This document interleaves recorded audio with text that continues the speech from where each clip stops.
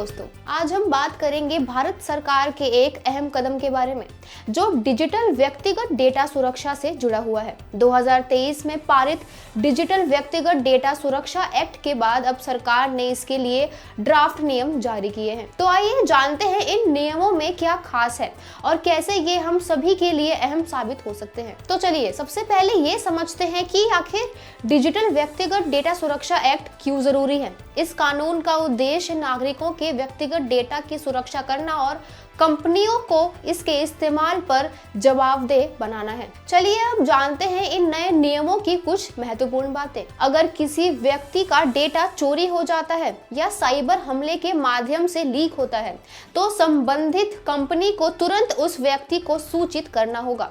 इस दौरान कंपनी को डेटा चोरी के बारे में पूरी जानकारी और इसके प्रभावों के बारे में बताना होगा। साथ ही यह सूचना 2 घंटे के अंदर डेटा प्रोटेक्शन बोर्ड को भी देनी होगी। वहीं अगर हम बच्चों की बात करें तो 18 साल से कम उम्र के बच्चों का डेटा सुरक्षित रखना जरूरी है। कंपनियों को बच्चों के डेटा को एकत्र करने से पहले माता पिता की सहमति प्राप्त करनी होगी और यह सुनिश्चित करना होगा कि उम्र प्रमाणित सरकारी आईडी द्वारा की गई हो, ना कि सिर्फ स्वयं घोषणा द्वारा। बता दें कि नए नियमों के अंदर डेटा मिनिमाइजेशन पर भी जोर दिया गया है।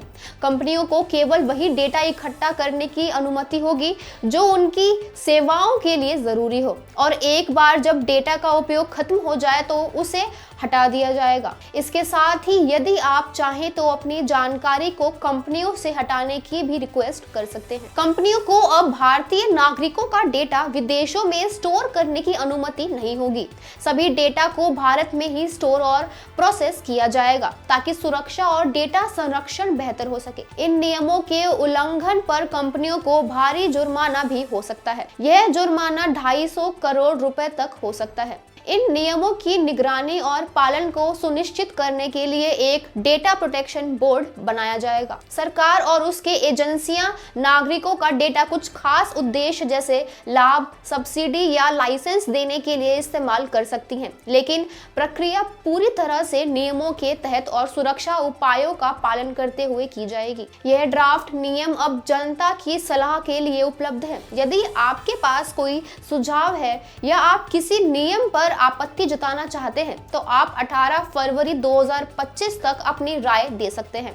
यदि कोई महत्वपूर्ण बदलाव नहीं होता है तो ये नियम जल्द ही लागू हो जाएंगे। तो दोस्तों, ये थे डिजिटल व्यक्तिगत डेटा सुरक्षा के कुछ नए नियम। अब हम सभी की जिम्मेदारी बनती है कि हम अपने डेटा को सुरक्षित रखने के उपायों को समझें और इन नियमों के बारे में जागरूक रहें। अगर आपको यह वीडियो पसंद आया हो तो लाइक और सब्सक्राइब जरूर करें। धन्यवाद।